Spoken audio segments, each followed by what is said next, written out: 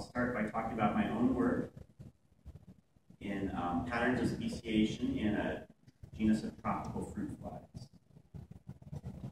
Okay, and to start out with, since I'm a relative newcomer to this project, I'd like to thank Marty Condon, who's been working on the system for a couple decades now, and all the people that have made this work possible over the years.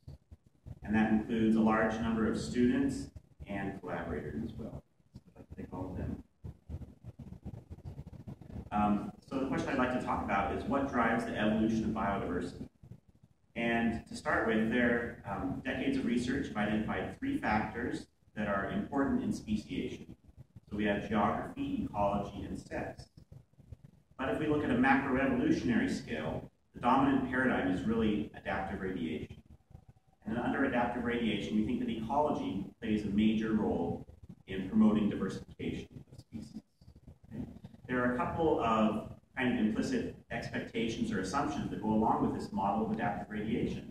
One is that there are going to be only one species per niche per place in time. Okay? So coexistence of species in a niche is thought to be limited. Another assumption is that new species arise in new niches. In other words, ecological shifts are supposed to be important in speciation. We have adaptive radiation.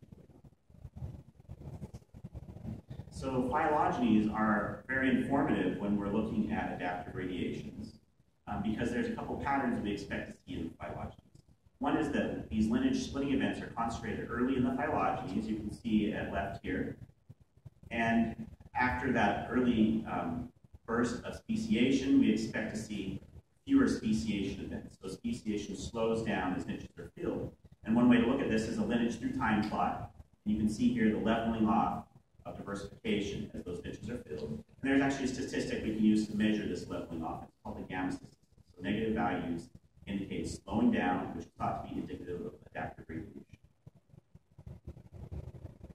Okay, and herbivorous insects are often thought to be one of the preeminent examples of adaptive radiation. And one reason for this is that they are simply just so diverse. So a good chunk of Earth's biodiversity is herbivorous insects. And another thing to note is that herbivorous insects occupy a limited number of discrete niches defined by host plant species. So in other words, they're very host specific, and host plants can represent niches. So they fit very well in this paradigm of adaptive radiation.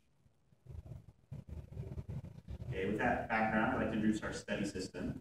So Blepharoneura is a genus of neotropical cucurbit vines, and one thing about them is they are sexually dimorphic. So some plants produce male flowers only, and other plants produce predominantly female flowers, and those have different morphologies.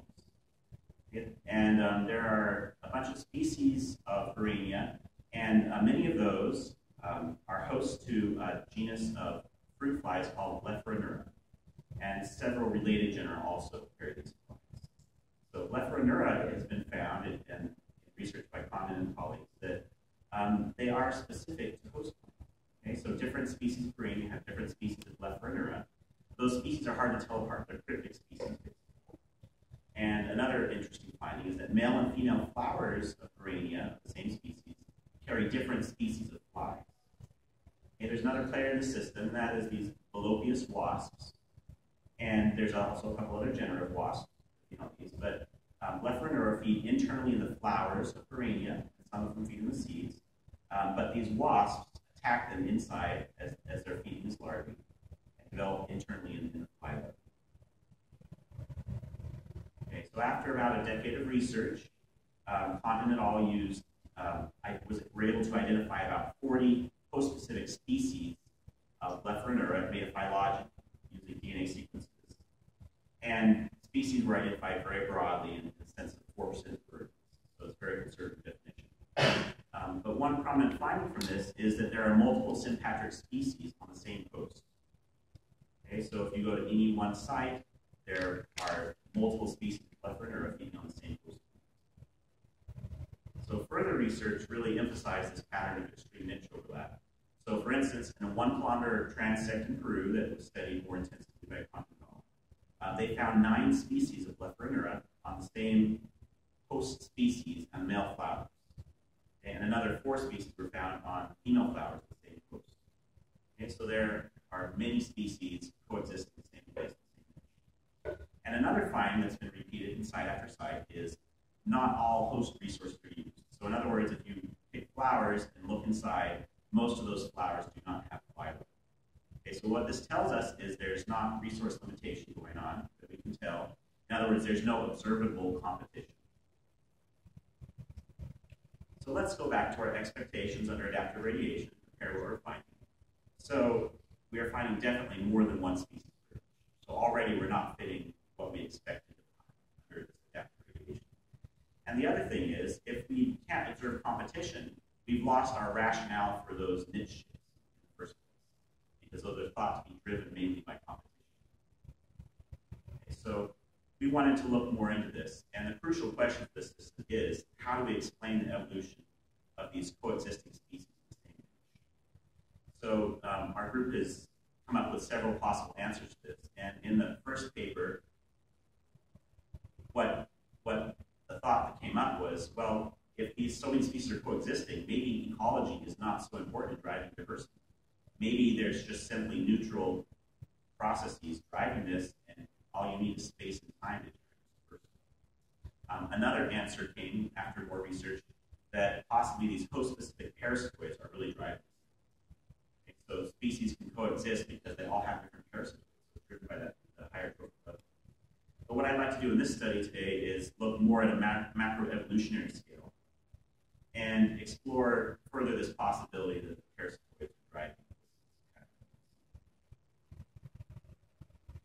Okay, and one thing I would like to do is just incorporate all the data, so genetic, ecological, and distribution data that has been collected since those other papers were published. And there is a lot of samples.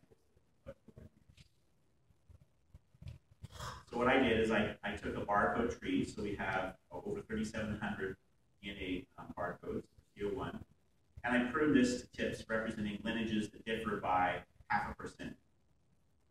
And so that gives us 114 tips.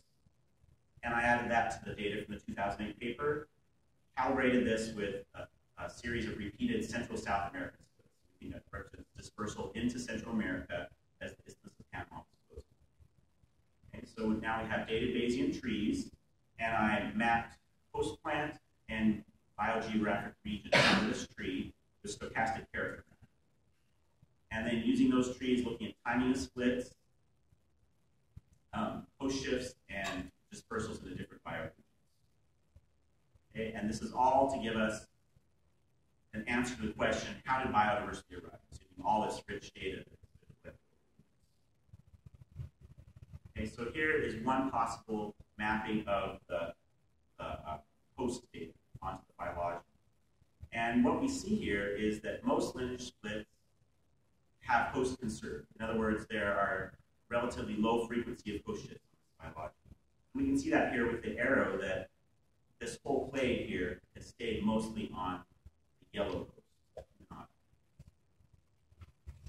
Geography, on the other hand, is less conserved. So we see a higher frequency of geographic shifts associated with lineage.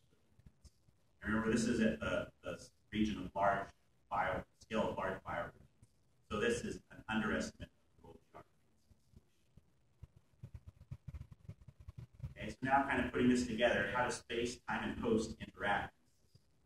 And what I did to look at this was compare recent splitting events to ancient splitting events. So my breakpoint was 3 million years. So if we look at all the splits that are less than 3 million years old, we see that a very low percentage of those have differences in host. Okay? So what this tells us is that new lineages are forming mostly by dispersal and not by host shifts. But if we look at these deeper splits, we see that a relatively high proportion of these do have differences in host. Okay, so there's a big disconnect between what's going on at more recent timescales and the deeper timescales. Again, let's go back and look at our expectations. We already talked about multiple species coexisting, but here we see that speciation is not usually accompanied by niche. So that defies our other expectations. New species not arising in niches. They're arising mostly in the same niche. Okay, now let's look at the lineage through time plots. We're asking, is diversification slowing? And remember, under adaptive radiation, we expect to see this lineage through time plot leveling off. And the answer is overall no. In fact, speciation may be picking up. But in this one orange plate here, we do see that speciation or diversification is significantly slow. Let's pause for a minute and ask what's going on. So if we have adaptive radiation, why do we see so much niche overlap? Why is diversification not slowing more, and why do new species stay on the same niche? First, I think we can find a few clues that talk about clade differences between clade A and B. First of all, in clade A, there are more lineages, and there are fewer host ships. So only about 20% of these lineage splitting events involve host ships. Whereas in clade B, there are fewer lineages and more host ships. Okay, so we wondered what's driving this pattern. And one answer that we're looking into is maybe the parasitoid driving. So clade A has a bunch of species with very low parasitic rates. And clade B has some species with very high parasitic rates. So as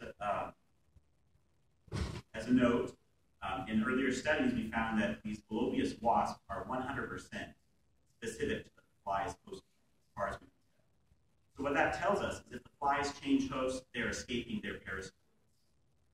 So we expect more host shifts in lineages that are more vulnerable to parasitoids. And in fact, that's what we find in clade B.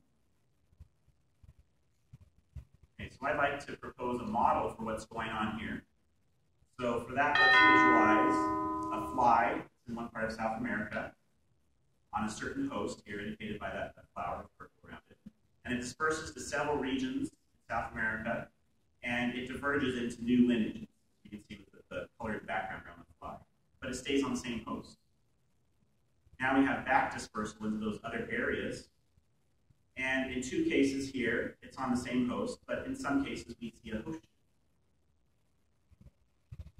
So now we have coexisting species on the same niche, in the same place, just as we see it in our samples.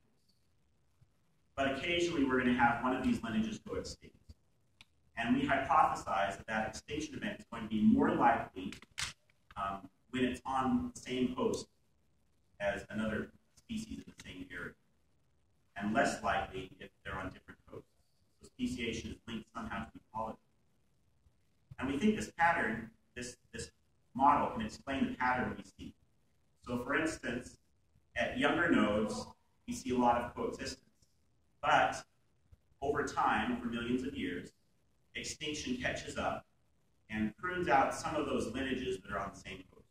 So at deeper splits, the lineages that are left are often on different hosts. And I'd like to note that this model fits very well with what McPeak called meta-community model. And again, we think this is probably driven mostly by the parasites. Okay, so with that, I'd like to thank all those who are involved in the study, and thanks to all of you for listening. I'll take any